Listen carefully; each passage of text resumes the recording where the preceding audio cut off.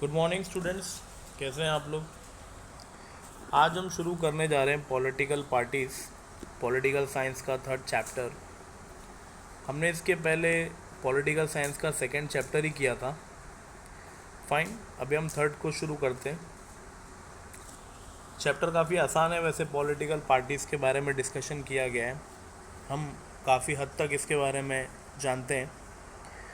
So in the last chapter we have studied the working of the constitution and election procedure. Political parties are a link that connects common people, democracy, representation and election.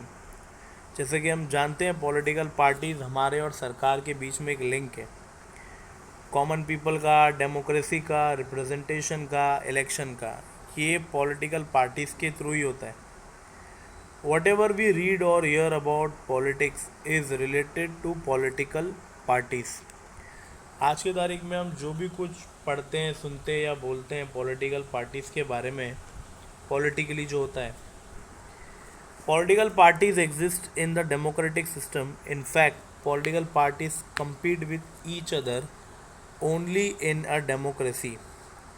ये democracy का एक बहुत बड़ा example है कि यहाँ पे बहुत सारी पॉलिटिकल पार्टीज़ आपस में एक दूसरे के साथ इलेक्शंस लड़ती हैं, compete करने का मौका मिलता है, कॉन्टेस्ट करते हैं इलेक्शन के थ्रू, ताकि लोग अपने हिसाब से अपना नेता चुनें।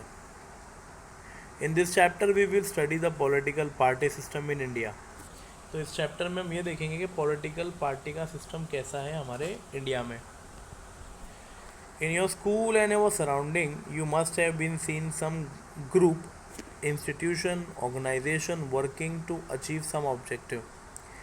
यस, स्कूल में भी देख चुके हैं हम लोग, सराउंडिंग में भी देख चुके हैं। कोई ना कोई ग्रुप, कोई ऑर्गेनाइजेशन, इंस्टीट्यूशन क्या करता है, कोई एक सम ऑब्जेक्टिव को अचीव करने के लिए बहुत से काम करता है। Some organisation take initiative in resolving social problem. कुछ लोग समाज की कुछ ऐसी प्रॉब्लम्स को है सॉल्व करने का एक अपना इनिशिएटिव लेते हैं। Then you may have read about the various movements and their work. कभी आपने इसके बारे में भी पढ़ा होगा। Just there are active groups, institution and movements. Similarly there are political parties who contest election. तो उसी तरीके से कौन होता है, पॉलिटिकल पार्टीज होती है जो कॉन्टेस्ट करती है election. Political parties are also a kind of a social organization, but there is a difference between political parties and other institution and organization in society. वैसे पॉलिटिकल पार्टीज़ का और दूसरी चीज़ों का एक डिफरेंस होता है। The difference is in the goal and style of working of political parties and other institutions. Difference ये है कि इनके काम करने का तरीका अलग होता है।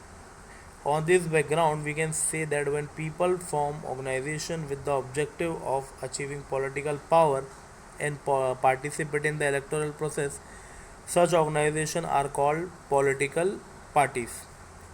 मतलब ये है कि जब कोई अगर समझो लोग ऑर्गेनाइजेशन कोई भी ऑब्जेक्टिव अचीव करने को देखते हैं और पार्टिसिपेट करते हैं इलेक्टोरल प्रोसेस में, तो उसको हम क्या कहेंगे, पॉलिटिकल पार्टीज़, जिनका मकसद क्या है, पॉलिटिकली अपने आप को आगे रखना, एक मेजॉरिटी का वोट पाना और साथ साथ में लोग उनकी बातों को सुने।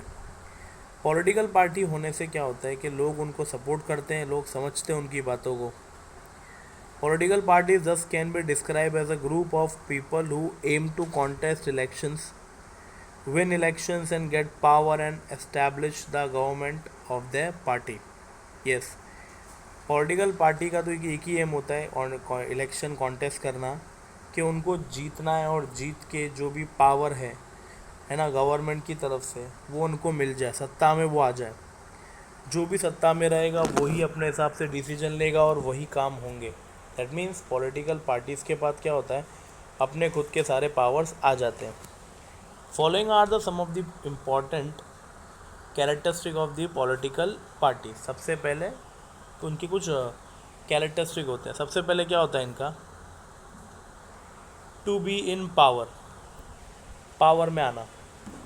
Achieving power through election is the main objective of political parties. Thus, different political parties compete with each other to get power. There is nothing wrong in this competition but the competition should be fair.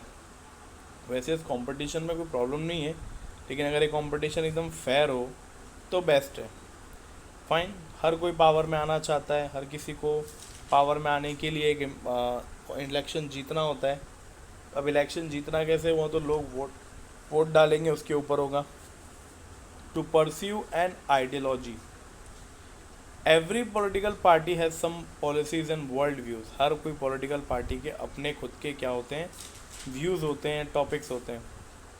Parties have a particular stand about social issues, these together make party ideology.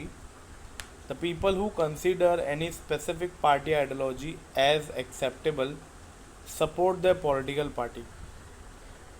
Fine, देखो कोई भी party अपने आप में जो अपना majority vote पाना चाहती है, उसके पास कुछ ना कुछ ऐसे टॉपिक होते हैं जिससे लोग थोड़े क्या होते हैं, इन्फ्लुएंस हो जाते हैं। एंड देन उनके जो आइडियोलॉजी होती है, लोग उनकी बातों को मानते हैं कि हाँ जो मास बेस है, मास बेस मतलब क्या, जो ज़्यादातर लोग उनकी बातों से सहमत होंगे। In modern days ideologies of all political parties appear to be similar, hence it has become difficult to differentiate between the parties on the basis of ideologies. Yes, but आज के ज़माने में अपनी आइडियोलॉजी को लेके कोई भी पॉलिटिकल पार्टी एक तरफा इलेक्शन नहीं कर पाती है। वो हमेशा कुछ ना कुछ इसमें क्या होता है, डिफरेंशिएट हो ही जाता है। ये काम वैसे पहले हुआ करते थे कि जो भी पॉलिटिकल पार्टीज़ अपने आप को एस्टैब्लिश कर चुकी है, उनके पास कुछ ना कुछ क्या था, आइडियोलॉजिकल एक अपने आप में व्यू था। बट आज के इस दौर में क्या क्या व्यूज़ है वो थोड़े अलग हो गए। सो आज differentiated between the parties on the basis of ideology. आज हम हर पॉलिटिकल पार्टी को एक मुद्दे के साथ देख सकते हैं कि हाँ उनके पास ये टॉपिक है, सामने वाले के पास ये टॉपिक है। हर पॉलिटिकल पार्टीज़ के पास अपने अपने अलग अलग टॉपिक होते हैं। To have a party agenda, political parties prepare their party agenda on the basis of their party ideology. Agenda मतलब क्या होता है, टॉपिक इनका कि किसको ये लोग अपना मान के चलेंगे। अब इनकी हर एक पार्टी का अलग अलग एजेंडा होता है। After they get political power, political parties try to get support of people on the basis of this agenda. Yes, so political parties को क्या होता है कि सपोर्ट मिल जाता है अपने आप में फाइन एजेंडा के लिए। So even they do not gate political power, भले वो भले से पॉलिटिकल पावर मिले या ना मिले, पब्लिक की नज़र में ज़रूर आ जाते हैं, अपोजिशन की बात हो जाती है। Then to establish a government, third one, political parties establish the government and govern the nation. The political party which gets majority in election forms the government. The parties which do not get at majority act as a opposition party.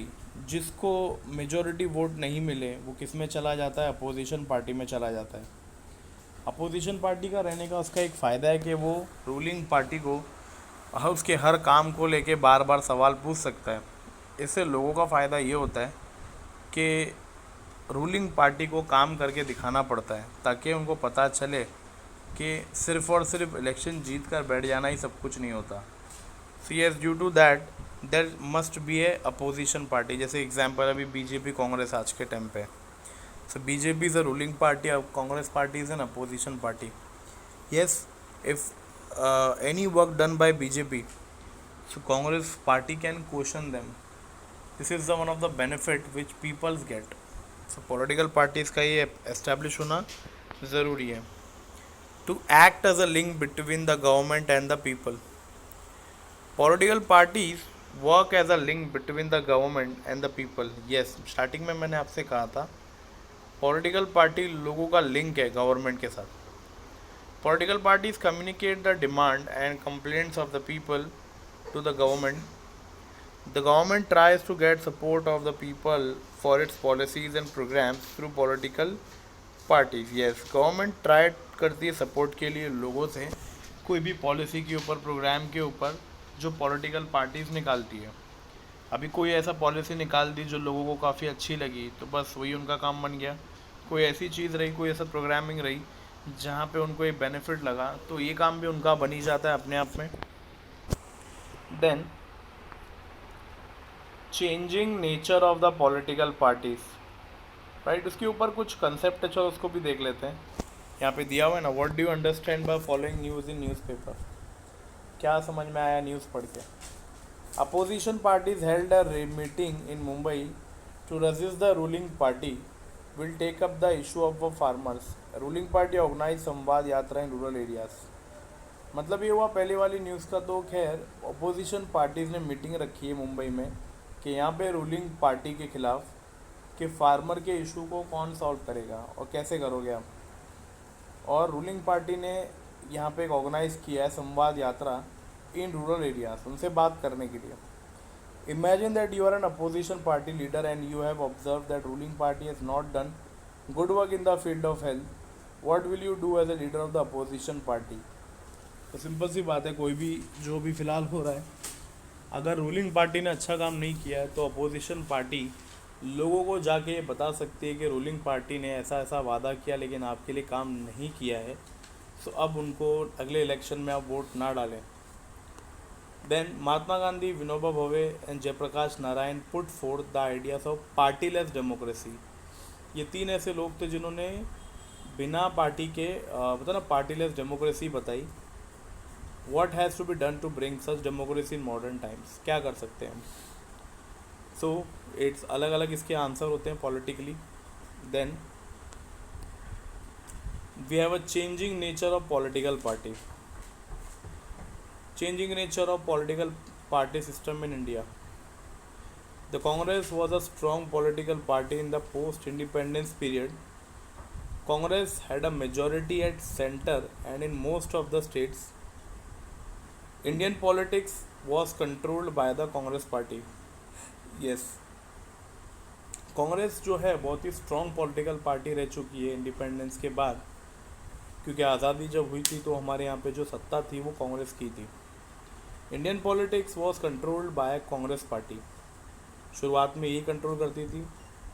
Then this era was describe as a era of a single dominant party system.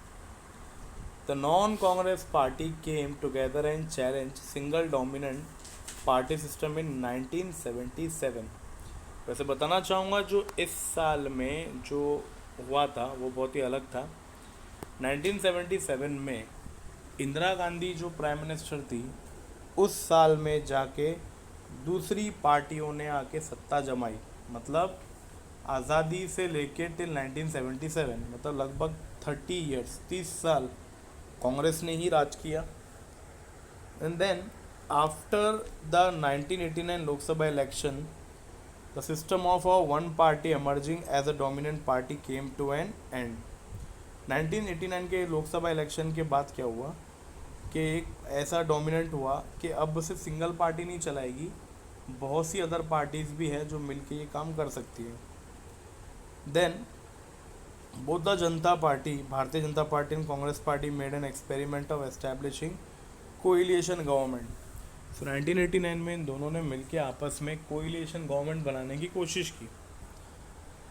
The believe that coalition government brings instability was prove wrong by the political party system in our country.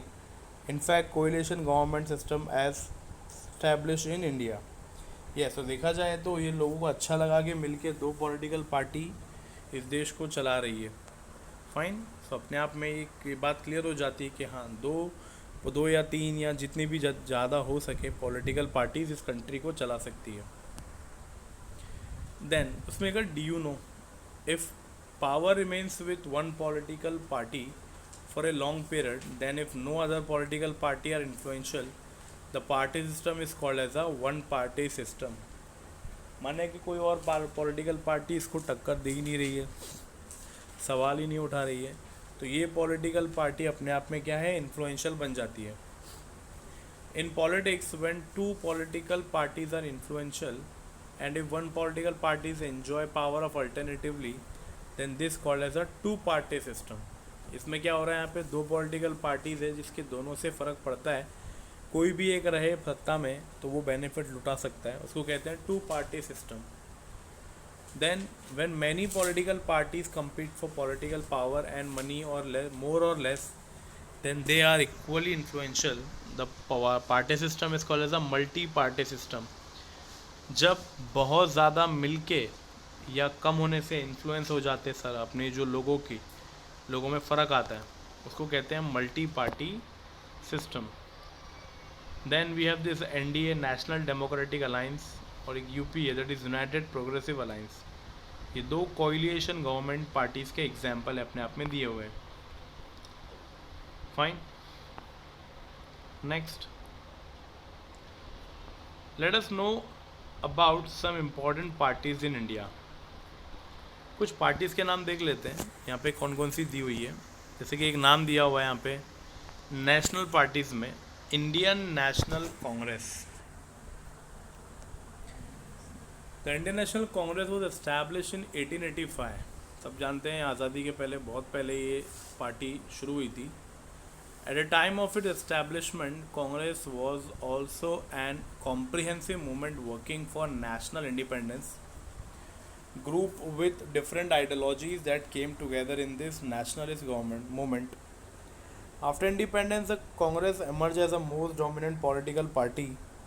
The party from the beginning follows the policy of secularism, all around development, equal rights and welfare for minority and disadvantaged section of the society. Accordingly, Congress has organized various programs to achieve those objectives. The party believes in democratic socialism, social equality and international peace. वैसे सभी जानते हैं कांग्रेस का जो निशान कौन सा है, ये हाथ जो दिख रहा है यहाँ पे। 1885 में इसकी शुरुआत एक ब्रिटिश ऑफिसर ने की थी। उसके बाद फिर ये जो कि आज हम देख रहे हैं यहाँ पे गांधी परिवार इसको संभाल रहा है। एंड देन ये बहुत ही इन्फ्लुएंशियल पार्टियों में से एक है। इसका बहुत ही काफ़ी असर है लोगों पे, बिकॉज आज़ादी के दौरान यही पार्टी थी। एंड देन आज तक ये पार्टी अभी फ़िलहाल ये अपोजिशन पार्टी में चल रही है। और ड्यू टू दैट आज भी अपने समाज में एक इलेक्शन को लेके जब बात आती है तो कांग्रेस और बीजेपी का आपस में एक घमासान देखने को मिलता है। और अगर आगे वाले इलेक्शन में अगर लोगों को ऐसा लगता है कि उन्हें कांग्रेस पार्टी को वापस ले आना चाहिए, सो ये देर आर चांसेस कि वापस ये एक बार दोबारा से आ सकती है, क्योंकि इन्होंने अपने आप में एक डेवलपमेंट, एक सिक्योलरिज्म भी बताई है, इक्वल राइट्स भी बताया। Congress has organise the various programmes to achieve those objective. इन्होंने काफ़ी कुछ किया है जो कि अपने आप में एक सराहनीय है। Then we have a second one is Communist Party of India.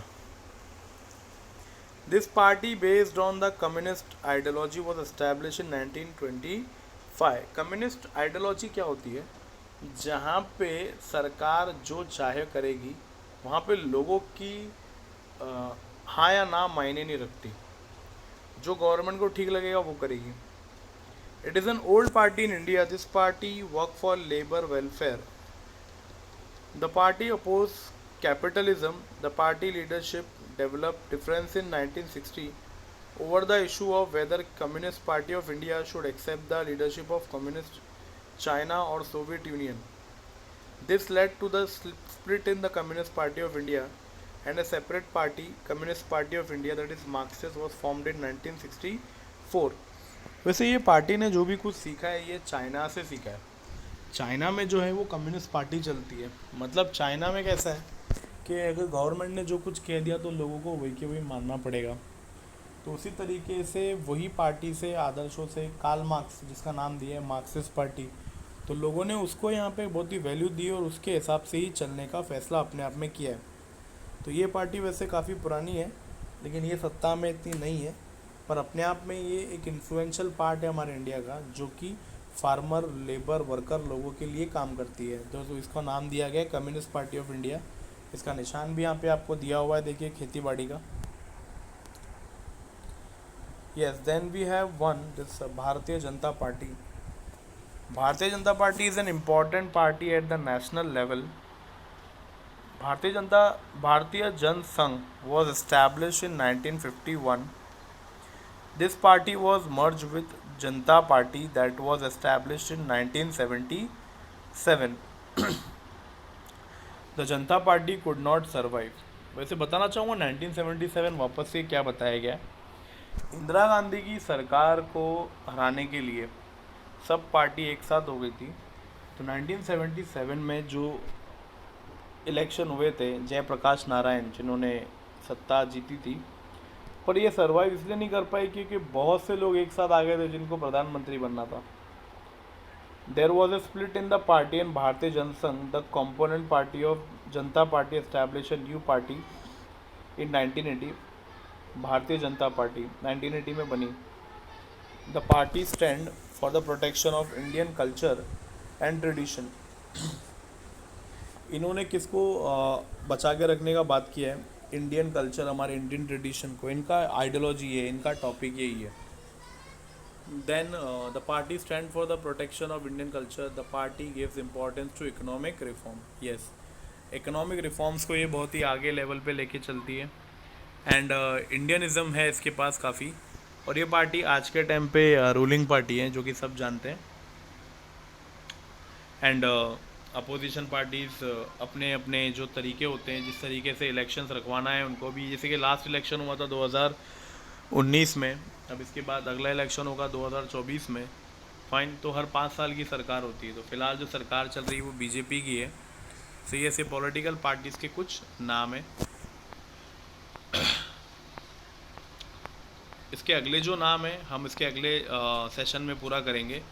फ़िलहाल यहाँ तक के लिए आप इसको रीड करिएगा अच्छे से, ताकि आपको इतना समझ में आ जाए. एंड अगले सेशन में जो होगा ये पूरा आपको कंप्लीट कर दिया जाएगा. राइट. टिल देन आप इसको अच्छे से सुनिएगा, काफ़ी आसान है. Okay, thank you.